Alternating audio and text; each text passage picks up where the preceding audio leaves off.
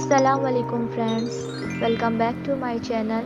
اگر آپ نئے ہیں تو میرے چینل کو لائک اینڈ سبسکرائب کریں تاکہ میرے ہر نیو آنے والی ویڈیو کی نوٹیفیکیشن آپ کو مل سکے۔ شداد کی جنت سے مراد یہ ہے کہ شداد نامی بادشاہ نے اس دنیا میں اپنے لیے خوبصورت جنت بنائی تھی۔ یہ بڑی شان و شوکت کا بادشاہ ہوا کرتا تھا۔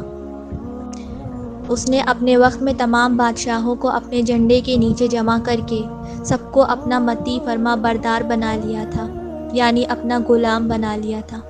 اس نے پیغمبروں کی زبان سے جنت کا ذکر سن کر براہ سرکشی دنیا میں ایک جنت بنانی چاہی جو اللہ کو ناپسند تھی، اور اس ارادے سے ایک بہت بڑا شہر بنایا جس کے محل سونے چاندی کی اینٹوں سے تعمیر کیے گئے اور زبرجد اور یاقوت کے ستون اس کی عمارتوں میں نصب کیے گئے، اور ایسی ہی فرش مکانوں میں بنائے گئے۔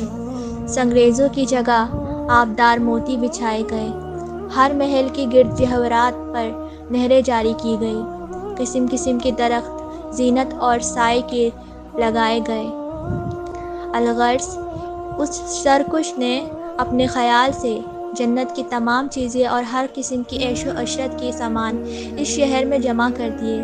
جب یہ شہر مکمل ہوا تو شداد بادشاہ اپنی عیان سلطنت کے ساتھ اس کی طرف روانہ ہوا۔ جب ایک منزل کا فاصلہ کافی باقی رہ گیا تو آسمان سے ایک ہولناک آواز آئی، جس سے اللہ تعالیٰ نے شداد نامی بادشاہ کو اور اس کے تمام ساتھیوں کو ہلاک کر دیا، اور وہ اپنی بنائی ہوئی جنت کو دیکھ بھی نہ سکا۔ حضرت امیر معاویہ رضی اللہ تعالیٰ عنہ کے دور میں حکومت میں حضرت عبداللہ بن قلابہ اپنی گم شدہ اونٹ کو تلاش کرتے ہوئے صحرائے عدن سے گزر کر اس شہر میں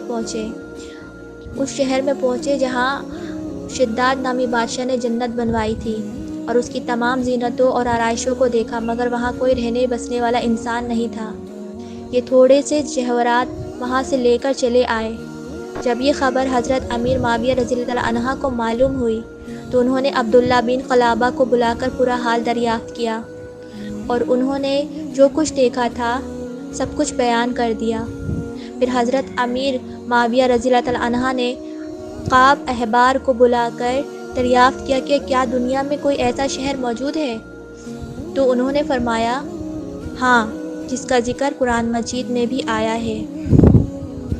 یہ شہر شداد بن عاد نے بنایا تھا، لیکن یہ سب عذاب الہی سے ہلاک ہوئے، اور اس قوم میں سے کوئی ایک آدمی بھی باقی نہیں رہا۔ اللہ تعالیٰ نے قرآن پاک میں بھی ان کا ارشاد فرمایا ہے، اللہ تعالیٰ کو بندوں کی سرکشی اور تکبر، غرور بے حد ناپسند ہے۔ اس لیے اللہ تعالیٰ نے ہر سرکش اور تکبر کرنے والی قوم جس نے زمین میں اپنی سرکش اور ظلم و عدوان سے فساد پھیلایا، اس قوم کو قہر الہی نے کسی نہ کسی عذاب کی صورت میں ظاہر ہو کر ہلاک برباد کر دیا، اور یہ سب کچھ اللہ کی طرف سے ہوا۔ شداد اور قوم عاد کے دوسرے افراد سب اپنے سرکشی اور تکبر کی وجہ سے خدا کے مغبوط ٹھہرے، اور جب ان لوگوں کا تمرد اور ظلم عدوان اس درجے سے بڑھ گیا کہ روئے زمین کا ذرہ ذرہ ان کی گناہوں اور بدعمالیوں سے پریشان تھا، تو خداوند کا قہر جبار کے عذابوں نے اس سب سرکشوں اور ظالموں کو تباہ برباد کر دیا۔ اللہ تعالیٰ نے ان کے اوپر عذاب کر کے صفحہ ہستی سے حروف فلک کی طرح مٹا دیا۔ لہٰذا ان قوموں کے عروج زوال اور ان لوگوں کے عذاب الہی سے پامال ہونے کی داستانوں سے عبرت اور نصیحت حاصل کرنی چاہیے۔ آپ دیکھ سکتے ہیں کہ شداد نامی بادشاہ کا کیا انجام ہوا۔ وہ کتنا بے رحم ظلم کرنے والا بادشاہ تھا۔ اس نے شداد نامی بادشاہ نے اپنے لیے جنت بنوائی تھی کہ میں اس دنیا میں ہی جنت حاصل کر لوں گا، لیکن اللہ تعالیٰ نے انہیں جنت دیکھنے بھی نصیب نہ کیا۔ مسلمانوں کو لازم ہے کہ قرآن مجید کی بکثرت تلاوت کریں اور ان کا ترجمہ بھی پڑھا کریں، تاکہ سمجھیں کہ اللہ نے ہمیں کن چیزوں سے روکا ہے، کیا صحیح اور کیا غلط ہے۔ غرور تکبر کرنا اللہ کو پسند نہیں۔ اعمال صالح کی کوشش کرتے رہے اور خبردار یہ مال دولت کے غرور اور گھمنڈ میں سرکشی تکبر بالکل بھی نہ کرے، بلکہ ہمیشہ دل میں خوف خدا رکھ کر تواضع انکساری کو اپنی عادت بنائے اور جہاں تک ہو سکے اپنی زندگی میں اچھے اعمال کرتے رہیں۔